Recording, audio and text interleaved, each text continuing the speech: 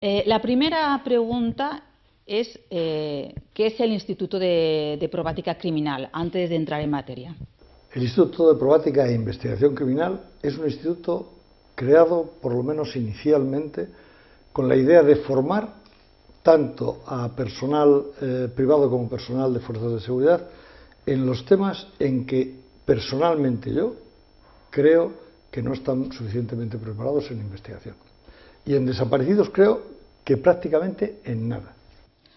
Vale, entramos entonces directamente en desaparecidos, ¿vale? Yo creía que sí es, bueno, yo creía no, que tanto en los diferentes cuerpos, tanto en la Policía Nacional como en la Guardia Civil, existe un grupo especial de desaparecidos. ¿Esto es así? ¿Cómo se organiza? Eso es así, por lo menos en parte.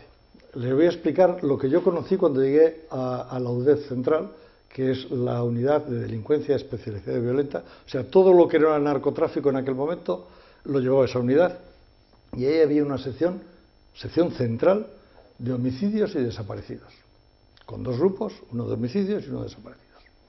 El grupo de homicidios, bueno, el jefe de la sección era un inspector jefe, había uno, por tanto, había un jefe de grupo de homicidios, otro, y había una funcionaria, una inspectora de homicidios, o sea, y había luego un jefe de grupo de desaparecidos. De tal manera que la sección eran, en ese momento, 4 personas, para toda España. Eso es todo lo que había en Cuerpo Nacional de Policía. Y estoy hablando del año 2002. En Guardia Civil no lo sé, pero lo que sí he podido llegar a confirmar posteriormente es que en Mossos d'Esquadra no había formación específica de investigación de desaparecidos, Cuerpo Nacional de Policía tampoco, y en Guardia Civil tampoco. En el China no lo sé, pero supongo que tampoco. Porque parten del hecho de que, al fin y al cabo, las desapariciones, sobre todo las que puedan ser criminales, son homicidios. Y si son homicidios, el de homicidio sabe de eso. Cuando no son conscientes de que en un homicidio hay un cuerpo y por tanto hay algo que te orienta. En una desaparición no hay nada. Es todo imaginario. Por eso nosotros a la escena del crimen, en desaparecidos la llamamos escena fantasma. Porque nosotros no la vamos a conocer. Y no la vamos a conocer nunca, a no ser que el que haya cometido el delito nos cuente qué es lo que pasó. Cosa harto difícil. Entonces vamos a ver. Desaparece una persona en Toledo.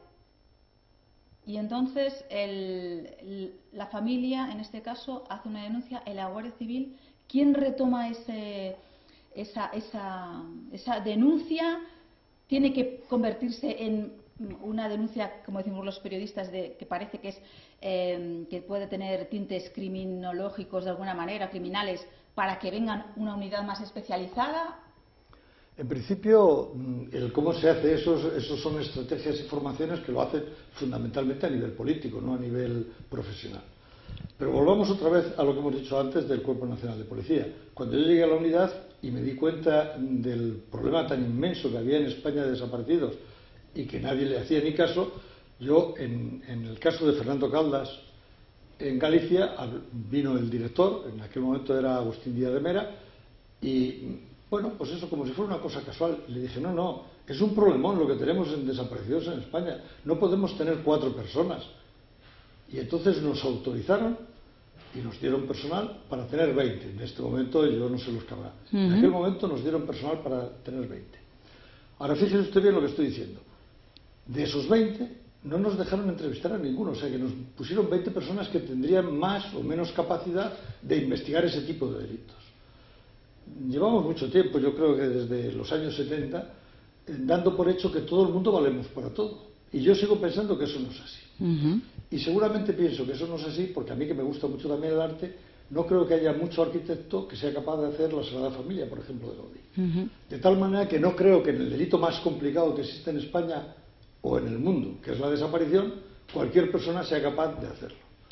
Y ahora vuelvo otra vez a lo inicial. De aquellas 20 personas, en 2 años quedaron 2. ¿Por qué quedaron 2? Y nosotros no echamos a nadie. Como responsable máximo de aquello, yo no eché a nadie.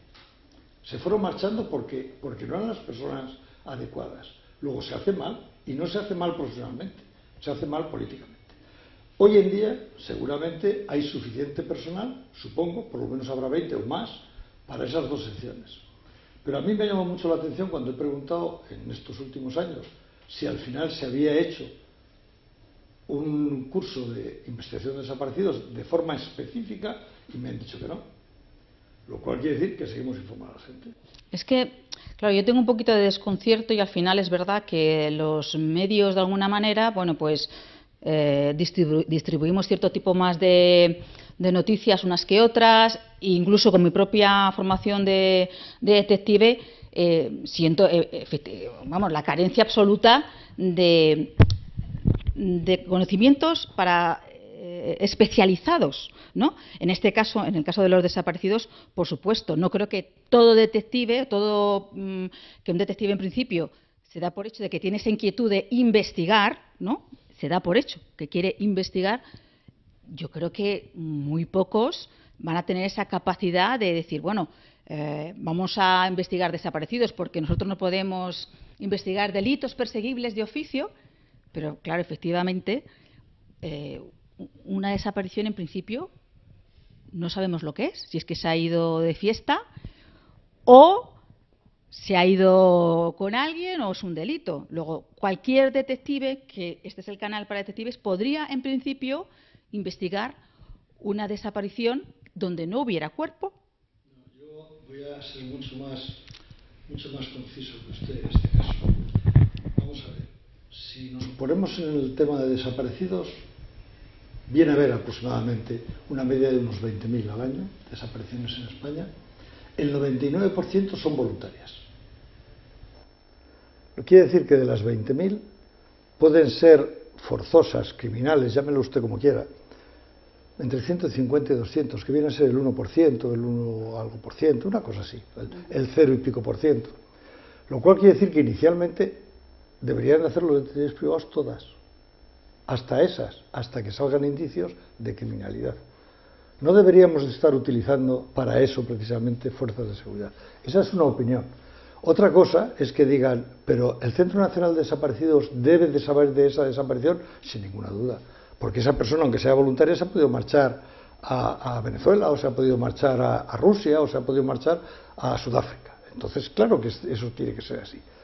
Pero eso no quiere decir que no pueda investigar algo que no es delictivo, porque los propios jueces en los cursos de detectives que ya hemos dado en el instituto, ellos mismos nos dicen, no hay ninguna figura en el Código Penal que hable de un delito de desaparición, pero es que no puede haberla, porque la desaparición en sí no es delictiva. Otra cosa es que la desaparición se haya debido, y vamos a ponerlo también de forma genérica, a una detención ilegal, aunque luego sea muerte o no. Tiene que haber una detención ilegal, o sea, tiene que haber un forzamiento de esa persona, no dejarla su libertad ambulatoria para que pueda haber delito. Mientras tanto, ¿quién son los que hacen investigación en este país de actos no delictivos? Los detectives. Luego son los detectives los que deben hacerlo. Pero ahora tengo que hacer inciso, porque si no, claro, ahí me van a decir, pero vamos a ver, comisario, es que los detectives en este país, por ley, necesitan tener un encargo, y en este caso de un tercero, en este caso legitimado, en este caso sería la familia. Claro, ¿qué familia no va a querer un investigador privado en su caso? ¿Qué familia? Pues evidentemente, yo recuerdo haber hablado en su momento con el periodista Paco Lobatón y dijo, bueno, es que claro, todas las familias querrían tener un investigador privado, pero no todo el mundo se lo puede permitir.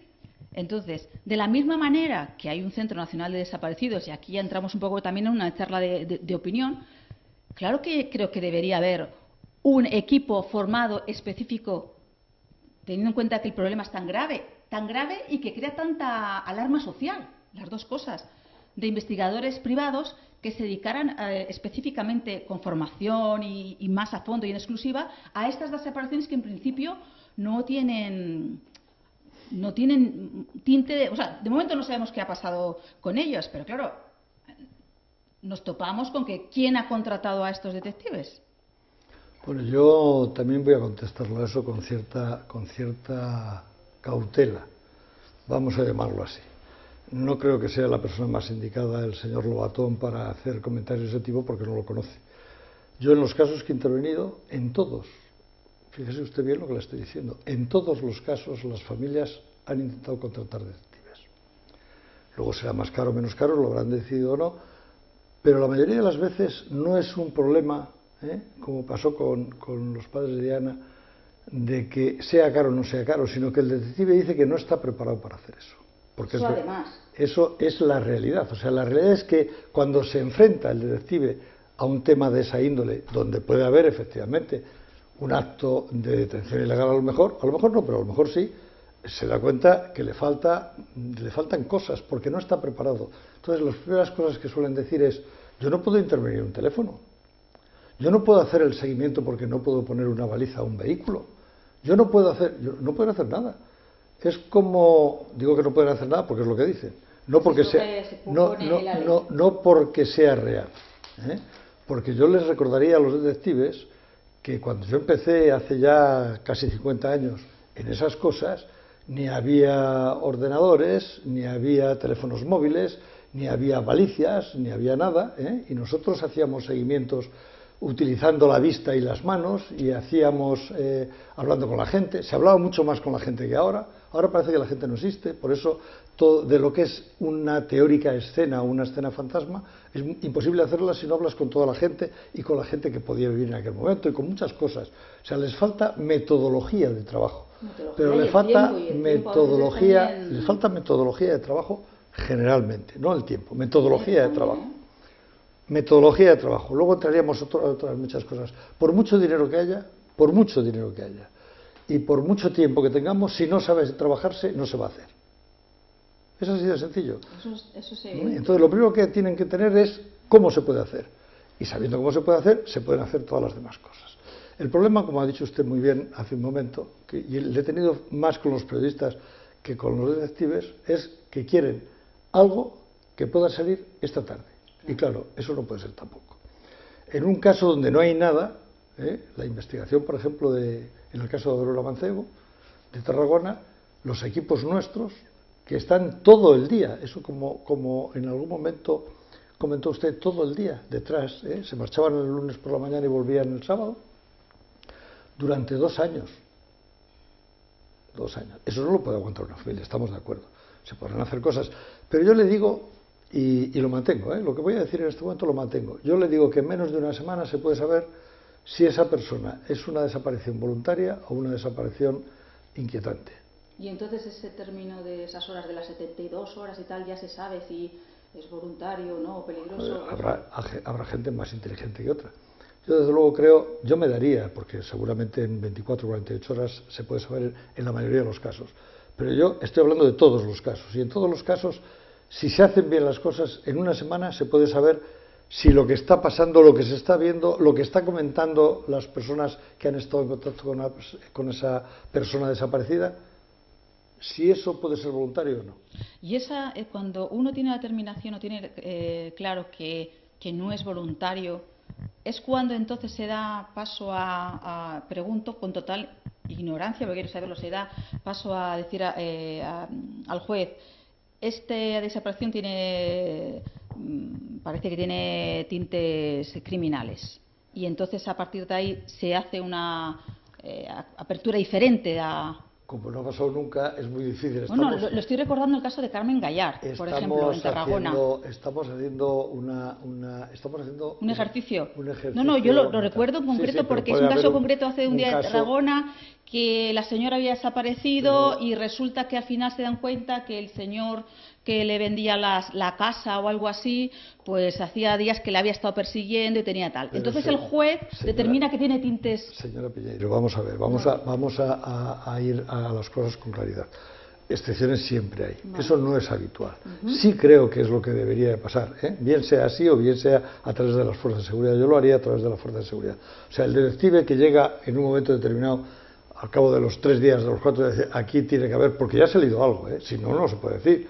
O sea, tú dices: mire usted, aquí iba por la noche, el caso de Diana, iba por la noche, no aparece por ningún sitio, no da ninguna señal, ha aparecido el teléfono, aquí hay un hecho, por lo menos de detención ilegal. No estamos hablando ahora de muerte, estamos hablando de detención ilegal. Luego, en ese momento, esa persona a la que la familia le hubiera dicho que lo haga, tiene que ponerse en contacto bien con un juez, bien con la fuerza de seguridad. Yo creo que lo sensato, y a mí me ha gustado siempre utilizar el sentido común, aunque sea el menos común de los sentidos, sería decir, ya sea a nivel judicial, ya sea a nivel policial o guardia civil, de fuerza de seguridad, decir, pues todo eso que ha hecho usted ya, sería bueno que estemos por lo menos en contacto y que nos lo estemos pasando, inclusive que nos ayudemos. En ese momento sería un momento de colaboración. Luego, cuando ya sale lo que es realmente, a lo mejor, criminal, porque aparece el cuerpo tal, a lo mejor ya no hace falta, no lo sé. Pero sería un momento, yo creo que sí sería bueno de trabajar juntos. Y le voy a explicar el porqué. Cuando mi unidad tenía que salir fuera, le he dicho antes lo de Fernando Caldas, o lo de Aurelio Mancebo, y salíamos a otra región, a otra provincia, a otra comunidad autónoma, siempre les decía a mis funcionarios que hablaran con la plantilla del sitio y que se trabajara con la plantilla, porque nosotros éramos especialistas en investigación de homicidios, en desapariciones, en crimen organizado, en el tipo que fuera, pero no conocíamos ni la ciudad, ni la zona rural, ni conocíamos nada. Luego, Galicia es Terral, por ejemplo. Es fundamental estar en contacto con las personas de allí. Y hay que estar en contacto con el juez y con el fiscal. Y si aparece un cuerpo, con el forense. Hay que estar en contacto. Esto no es de una persona. Estos son casos multidisciplinarios donde intervenimos todos. Yo soy partidario inclusive de hablar con medios de comunicación y decir, hasta aquí se puede saber, de aquí ya no podéis saber. Hombre, siempre ha habido una utilización también del medio de comunicación y hay que decir que la colaboración es así. Porque, puede opinar lo que quiera. Vamos al tema manido del tema, por ejemplo, que muy boom de Diana Kerr. Tiene la cara A y la cara B. Efectivamente, porque por la cara A que todo el mundo conoce, esta desaparición al final hubo un momento en el que hasta había foco en la posible responsabilidad familiar. No me estoy refiriendo ni a eso. Pero es que ha habido cambios políticos, hay cambios. Me estoy refiriendo a que antes de que una persona pueda ser... Hay en casos que hay sospechosos de forma inmediata. Y lo que no puede ser es que condenemos a personas ya a nivel mediático antes de que un juez pueda decir si realmente esa persona es responsable o no. Me parece una absoluta aberración, no penal solo, sino social. Bueno, pero penal se puede poner una denuncia. Total. Bueno, yo le estoy diciendo, usted me está preguntando, yo le estoy preguntando. No, yo también digo soluciones, porque evidentemente llega un momento que es que no hay...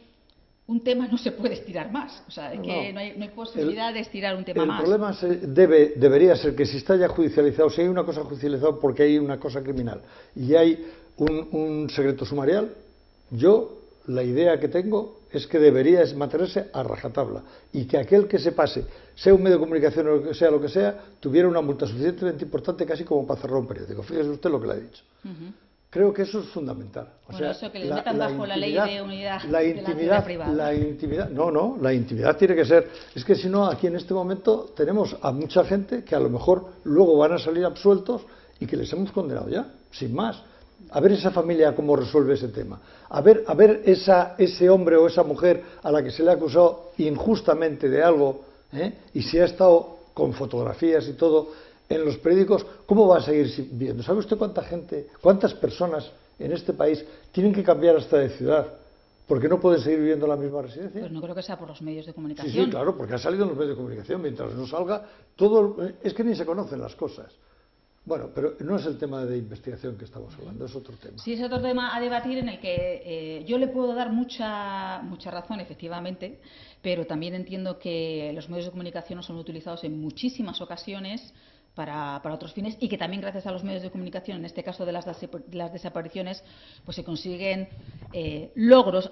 Otra cosa es que tenga que ser a través de los medios de comunicación, de la fuerza que ejercen, ¿no? Porque yo tengo mis críticas ahora mismo con lo que es con cierto organismo que está aparecido y que como defensa del investigador privado no entiendo que no exista la figura del investigador privado. No, sinceramente. El detective privado es un investigador privado. Pero que para no la ley española eso es así. Otra cosa es que no pueda entender que el investigador privado no le dejen investigar cosas criminales. Eso podría decírmelo usted y eso es un problema de ley. Yo puedo decirles que lo entiendo o que no lo entiendo, indistintamente. Bueno, por ley tenemos una relación de colaboración. Luego, igual que la sanidad pública y la sanidad privada hacen alianzas perfectamente, igual que la seguridad privada. Se hacen alianzas para cubrir un estadio, se necesita vigilantes de seguridad y en esos momentos se les considera agentes de seguridad, Pues de la misma manera, creo que hay muchísimas maneras de que en el caso concreto de las desapariciones, que no se sabe que son delitos, que de momento no se sabe que son delitos, creo realmente que sí tendría que haber una estructura, y es una opinión que quiero dejar claro, de investigadores privados, y ahora recalco, preparados. O sea, no cualquiera. Estoy absolutamente de acuerdo con usted en todos los artículos que he escrito y en todo lo que he dicho desde hace 5 o 6 años, no desde que me jubilé, antes de jubilarme ya lo decía.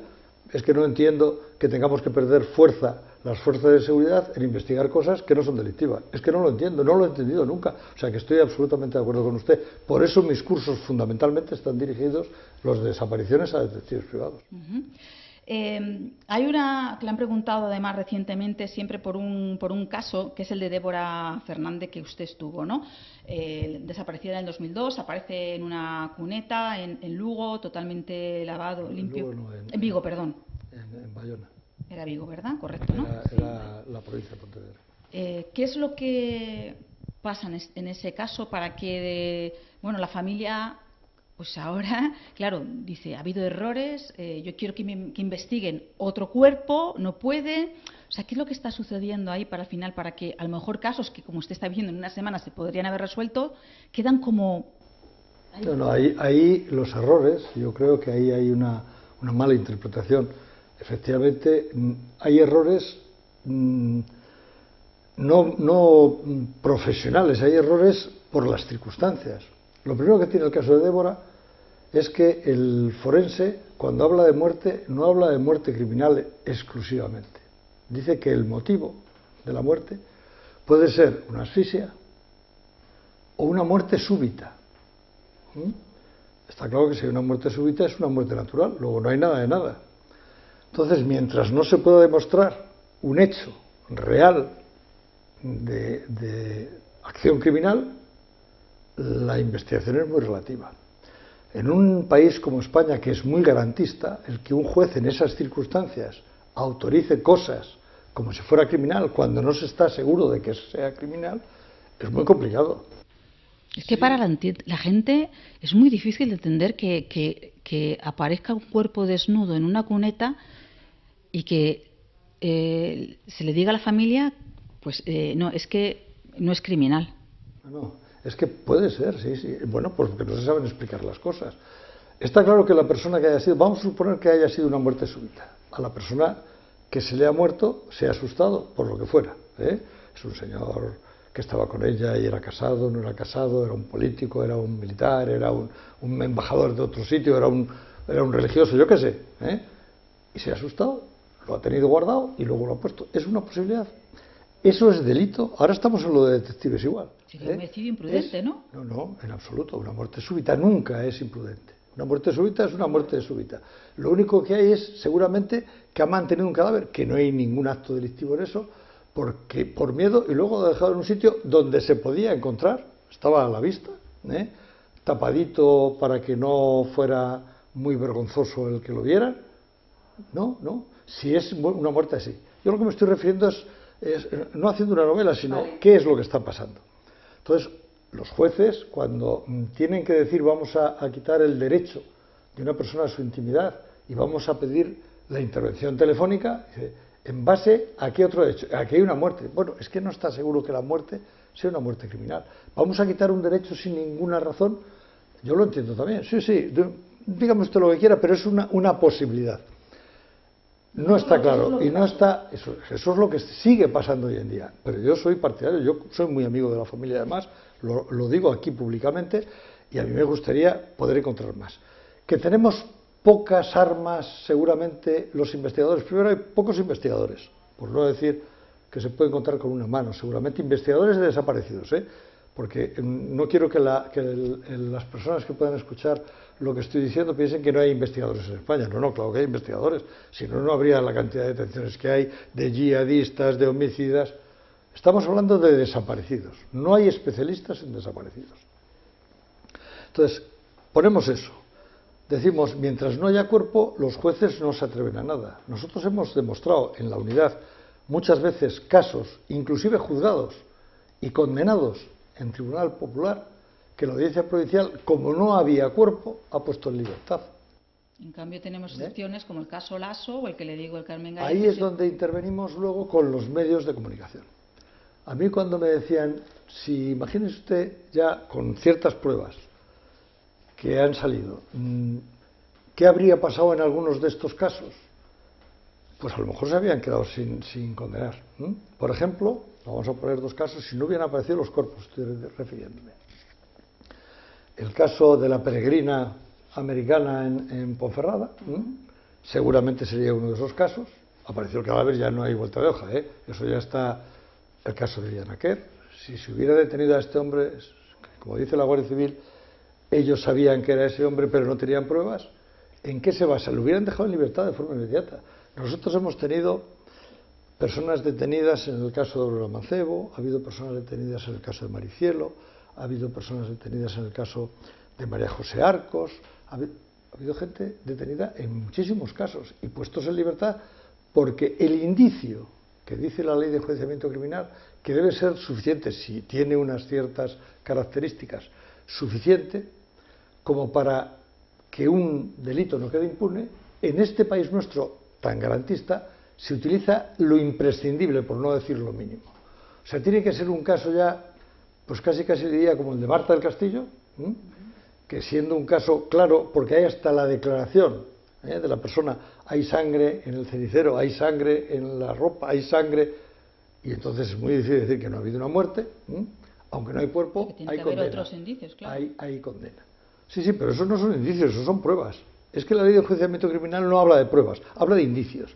Y con indicios suficientes, esos casos que le he estado diciendo yo antes, han llegado inclusive a procesamientos. Y sin embargo, luego no se hace porque no vale la ley de enjuiciamiento realmente. Ese es el problema. Entonces, si esa herramienta, que es la única que puede haber en un momento determinado en los casos de desapariciones, porque la gente se deshace de los cadáveres, sobre todo cuando hay violaciones, ellos saben que una violación le va a costar 10, 15 años de cárcel, se deshace del cadáver. Si no hay cadáver, nunca les van a condenar por nada. Luego matan y se deshacen del cadáver. Bueno, ahora se pretende que no sea así, ¿no? Yo, cuando en los años 70 surge el primer cambio que yo conocí de la ley del Código Penal y a los violadores empezaron a castigarles mucho más y a que no pudiera haber perdón de la víctima, dijimos los profesionales de aquella época que ahora ya el Cuerpo Nacional de Policía es un cuerpo de seguridad, no es un cuerpo de investigación, y el Cuerpo General de Policía era un cuerpo exclusivamente de investigación. Hay una diferencia enorme.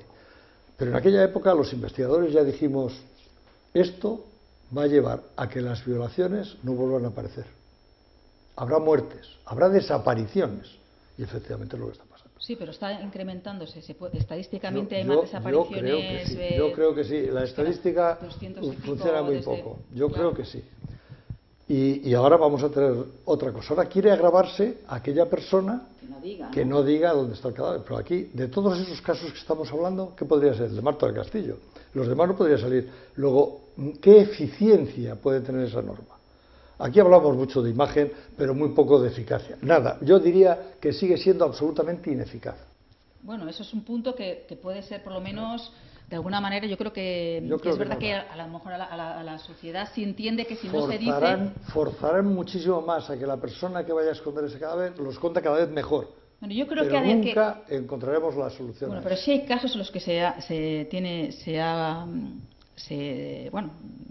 reitero que es el que conozco muy bien, el de Gallar, que está en la cárcel, le han por 15 años homicidio, porque efectivamente no está el cuerpo, pero le han culpado por las sentencias de 15 años, que sin cuerpo creo que es bastante también sí, pero de esos casos que dice usted, si tenemos... Y no se conocen, y eso es lo que me da un poco de... Tendremos quizá...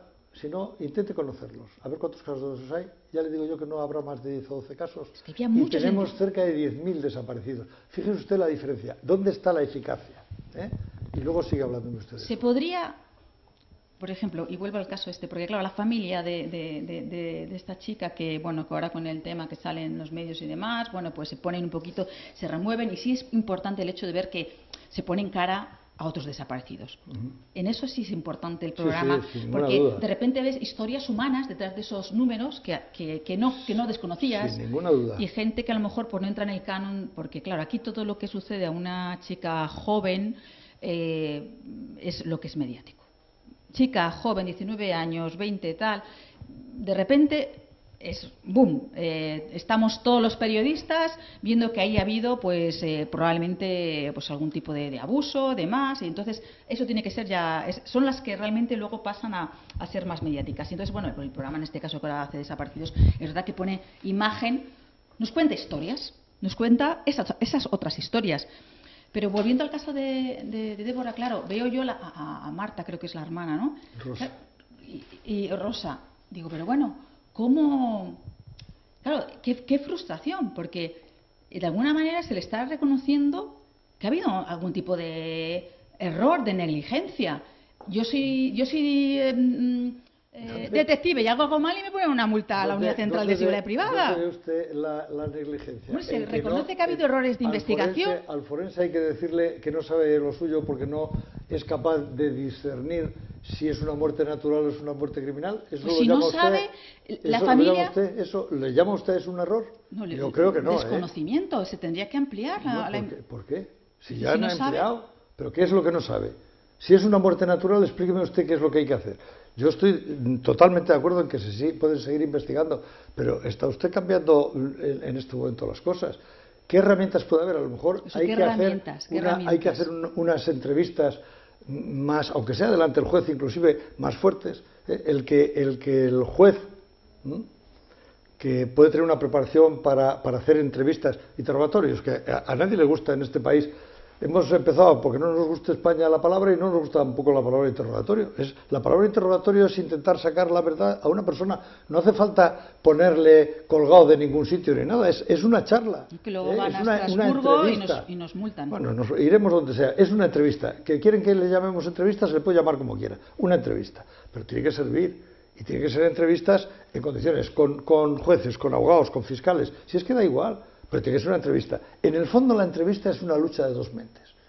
Un buen investigador debe de saber entrevistar, debe saber interrogar, no con mesa y con tribunal delante si hace falta, si es que no, pero para intentar sacar la verdad. Si nada de eso se puede hacer, porque en cuanto dices eso te estás acosando, estás torturando a la persona porque le estás entrevistando 3 horas y eso es una carga psicológica, pues entonces apaga y vámonos. Entonces efectivamente no se puede hacer nada. ¿Que se pueden hacer cosas todavía en el caso de Débora Fernández Cervera? Sin ninguna duda. Yo también lo creo. ¿Que yo estuve hasta el momento que dejé la unidad en el tema? Lo sabe perfectamente la familia. Con esos datos, porque yo a la familia le he dicho que personalmente creo más en una muerte súbita que en una muerte criminal. Lo cual no quita para que una persona haya tenido que tener ese cadáver, le haya dado miedo y lo haya hecho muy mal. Y a mí también me gustaría saber quién fue y por qué. O sea, vamos a ver a la colocación del cuerpo. En la colocación del cuerpo es una obra de teatro. Una obra de teatro, para mí, clarísimo.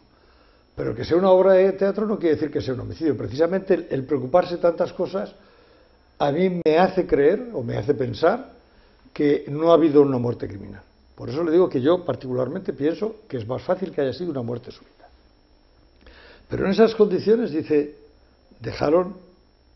No, el cuerpo tiene semen en vagina. Luego, en principio, el forense piensa que ha habido una relación consentida. No hay el más mínimo signo de violencia. Luego piensa consentido. Y los investigadores dimos muchas vueltas a aquello porque para nosotros no tenía sentido. ¿Y en la sangre de ella se hizo analítica de todo, de sustancias y todo? No había nada. Nada.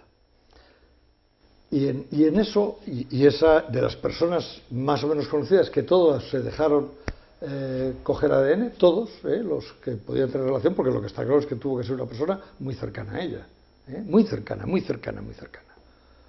Entonces, siendo así, a las personas que sabíamos que eran muy cercanas, se les pidió el ADN y todos nos lo dieron. Que es lo que más nos llamaba la atención a los investigadores. Porque la gente que pueda tener alguna duda, por si el acaso, porque a lo mejor hace 3 días y estaba ahí, por si acaso, no quiere saber nada. No, todo el mundo. Luego, la sensación que tiene uno cuando pasa eso es, eso no es de nadie. Ellos saben que no puede ser de nadie cercano. Y yo no hacía más que preguntarle, y le estoy diciendo yo, no los investigadores de campo, el director de la investigación desde Madrid. Cada vez que iba a Vigo preguntaba a la forense, Pero ¿y eso no es posible? ¿Y eso no es posible que sea de otra manera? No hay ninguna posibilidad de que lo hayan puesto posteriormente. No. Eso, comisario, quíteselo usted de la cabeza. Bueno, pues me lo quitaba de la cabeza. Y un día, hablando en Madrid con un ginecólogo y explicando el caso, porque a los investigadores nos gusta mucho hablar de estos casos, casi tanto como a los periodistas. Lo que pasa es que sabemos lo que decimos. Y el hecho es que cuando estábamos viendo ese tema, al ginecólogo me dijo, ¿cómo? A ver, explícame eso otra vez. Digo, tiene en vagina, hay un semen, lógicamente de varón, pero tiene que ser de una relación y tiene que ser consentida porque no hay ningún signo vital, ni en las piernas, ni en los muslos, ni en la parte púbica, de que haya habido un forzamiento. ¿Qué me estás diciendo? Digo, tú coge ahora un preservativo, coge una jeringa, con aguja o sin aguja, tiras de ello, lo pones en la vagina, hacer así, ¡paf! Y entra, pero vamos, y a ver quién sabe de qué es eso. Total, que claro, me quedé perplejo. Y llamé por teléfono inmediatamente a los investigadores de campo que teníamos ahí, hacer un escrito al juzgado y que pregunten esto a la forense. Si esto, así, tal y como me lo contaron, si eso sería posible. Amigos, 2 años llevamos ya, ¿eh? Y nos dijeron que sí. Pero, ¿y qué pretensión puede tener?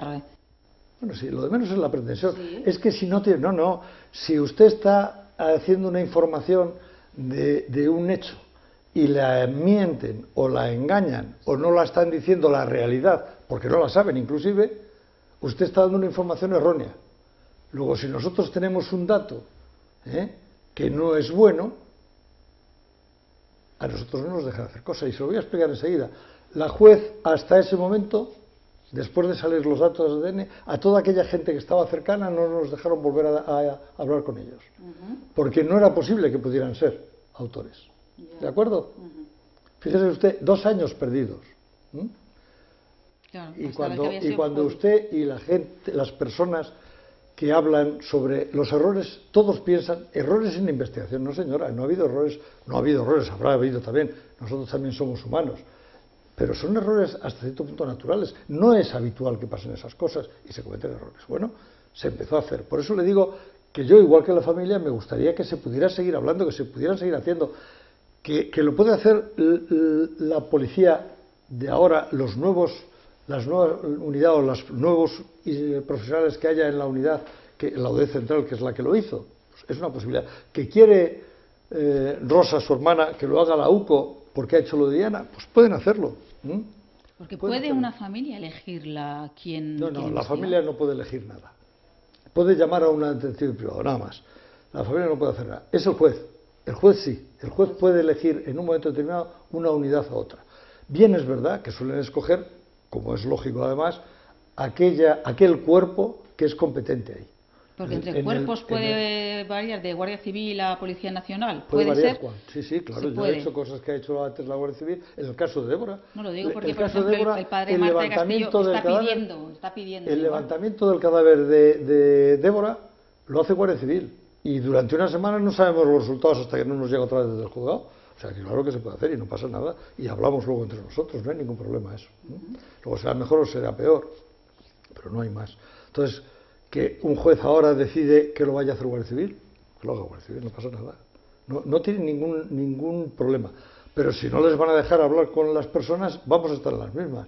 Y la Guardia Civil, crea Rosa lo que crea, su madre seguro que no cree lo mismo. Rosa Neira seguro que no cree lo mismo. Pero que lo haga alguien que no conoce casi 8 años que estuvimos investigando nosotros, datos que existen, datos que tiene el juzgado, no tiene mucho sentido empezar de cero cuando han pasado 15 años. Si usted cree que eso es posible, que salga algo, pues bueno, se puede hacer, pero no lo sé, imagino que al final la desesperación, que es la palabra de una familia, pues uno piensa siempre que van a llegar ojos nuevos y diferentes. Seguramente.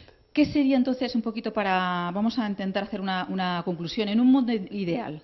El mundo ideal, yo creo que, en principio, los casos de desapariciones, mientras no se demuestre algún indicio criminal, deberían de hacerlo los detectives privados, investigadores privados, llámenle ustedes como quieran. Gente, no meter a la fuerza pública, y además no debería estar ni el juego de instrucción. o los ayuntamientos o los juzgados de lo social, porque es que no hay nada penal, es que se está haciendo cargo. En el fondo, la realidad de estos casos es que un juzgado de instrucción está asumiendo un caso por si acaso hay delito, lo cual es verdaderamente aberrante. O sea, por esa regla de tres, cualquier hecho que pase, por si acaso es delito, lo tendría que hacer. ¿Vas alguien al hospital? Dice, no, si sea una gripe, pero si no es delito, al juzgado de instrucción. Ya. Vamos, atascaríamos absolutamente todo. Estamos hablando de quitar aproximadamente, de los 20.000 casos anuales, de quitar unos 19.800. ¿Se da usted cuenta lo que es eso? Me imagino. Yo, desde luego, también. Luego, para mí eso sería muy importante. Es muy importante que esos señores salgan preparados. Y yo tengo que decir, me decía el otro día, inclusive para periodistas, que somos licenciados, todos somos licenciados. Bueno, o la mayoría. O deberían. Pero todos los licenciados, realmente eso es lo que se necesita en algunas profesiones. Y me decía el otro día un periodista ya de casi 50 y algún año, y me decía, mire usted, señor Galán, porque ya lógicamente sigo siendo comisario, pero no estoy en activo. Me decía, mire usted, señor Galán, el problema es que hasta los médicos les obligan a estar 3 años de MIR, y que los grandes pintores tenían en sus talleres a personas, empleados, a los que iban aprendiendo, aprendices se les llamaba. Sí. Yo aprendí en el Cuerpo General de Policía con un señor que me imagino que habrá oído gente, que se llamaba Viqueira, y con otro señor que se llamaba Pingarrón, mis mayores. Ahora van a las universidades y catedráticos de Derecho, catedráticos de Psicología, les enseñan cosas. Pero claro, me refiero a los detectives. No, sí, es una... y sale uno y les pregunta cosas y dice, pero usted no ha hecho un seguimiento, no ha ido usted detrás. No, está prohibida la práctica real. ¿Pero por qué va a estar prohibida? Yo puedo seguir a quien me dé la gana en la calle. Por ley, no hay ninguna ley que lo prohíba. Hay artículo que está, se lo voy a enseñar después, prohibido hacer prácticas reales. No, si no estoy hablando de práctica, si no es una práctica. A mí, persona, nadie me puede prohibir que vaya detrás del novio de mi hija por si acaso es un mangante. No me lo puede prohibir nadie porque no hay ningún delito. Bueno, si se pasa mucho será un acoso, ¿no? No. Será un acoso si le estás diciendo algo, si te acercas, si le amenazas. Ahí puede empezar. Mientras tanto, nadie me puede prohibir eso. Stalking, ¿no? El estar ahí todo el rato pendiente de... Las palabras inglesas las podemos poner por todos lados, pero la realidad es que esto es lo mismo que la desaparición. No hay nadie que te pueda prohibir eso, como no hay nadie que te pueda prohibir estar así delante. Otra cosa es que cada vez que salga le digas, aquí estoy y te sigo esperando. Eso sí puede ser. No estar mudo, estar así, ahí delante, no puede intimidar. Que el problema es que no sabemos. No sabemos también, no sabemos. Y la prueba de que no sabemos, ellos no lo hacen. Pero los periodistas, por ejemplo, estos periodistas que dicen que eran de investigación, que yo tengo muchas dudas de eso, pero decían, cuando íbamos con las máquinas ocultas, lo hacían, ¿no? Ahora ya no es del todo legal, pero sí lo siguen haciendo. Es una cosa rara. Si no fuera legal les meterían en la cárcel y no les tienen metidos en la cárcel a ninguno. Así que algo raro. Por intimidad, derecho a la intimidad, no te meten a la cárcel, te ponen multas y multas caen. Algo raro. Pero bueno, estamos en que hay muchas cosas que son muy diferentes. Se pueden hacer muchas cosas. En el caso de desaparecidos yo lo haría así. Lo haría que tuviera que ser a través de otro órgano, a través de otros sitios, y lo único que tendrían es la obligación de que ese primero escrito que tomara el detective o lo que fuera al Centro Nacional de Desaparecidos para que hubiera, primero, constancia clara y una cosa importantísima, que todas las fuerzas de seguridad sepan que esa persona está desaparecida y a nivel internacional también. Eso es fundamental. Y coordinación. Y eso solo lo puede hacer el Centro Nacional. Luego eso tendría que ir ahí. Pero yo lo quitaría del otro lado. Eso es lo que yo haría. Y prepararía a la gente, claro. Ahora, preparar a la gente. Pero es que hay cosas que son absolutamente ridículas. Usted, que además de ser periodista es detective privado, sabe que yo no podría hacer una investigación privada como detective privado porque no soy detective privado. Claro, lo sé. ¿Lo sabe? Porque hace pues falta llevo 44 años investigando y por tanto sé más de investigación que seguramente nadie en España. Pero no, pero sí se podría, porque lo cual es ridículo. porque el exministro de Interior dijo que se podían precisamente sustituir años, que usted seguro que le podían hacer detective, que podían sustituir, ese es otro debate, la sustitución de años de policía para convertirse en detective. Usted podría ser capitán general si quiere, pero no todos los policías pueden ser detectives, ¿no? Me dará también la razón, ¿no? Este año, tiene usted razón en muchas cosas. En este año... Usted puede ser el jefe, si quiere, de los detectives, ¿no? Lo que sí tendríamos que hacer es dejar cosas claras, porque lo que hace falta en esta sociedad actual es que las cosas funcionen mejor. Sí. Todo aquello que sea para funcionar mejor, para eso que dicen o que decimos en economía, puesto que soy economista, la eficiencia, no solo la eficacia, la eficiencia, a un mínimo coste, máximo beneficio, eso es lo que tenemos que buscar, social, no económico, en este caso. Y eso es lo que creo que estamos perdiendo actualmente. Bueno, vamos a intentar entonces que esto no quede solo una charla. Será un placer. Vamos a hacer un proyecto y todo, va. Gracias. Muchas gracias a usted.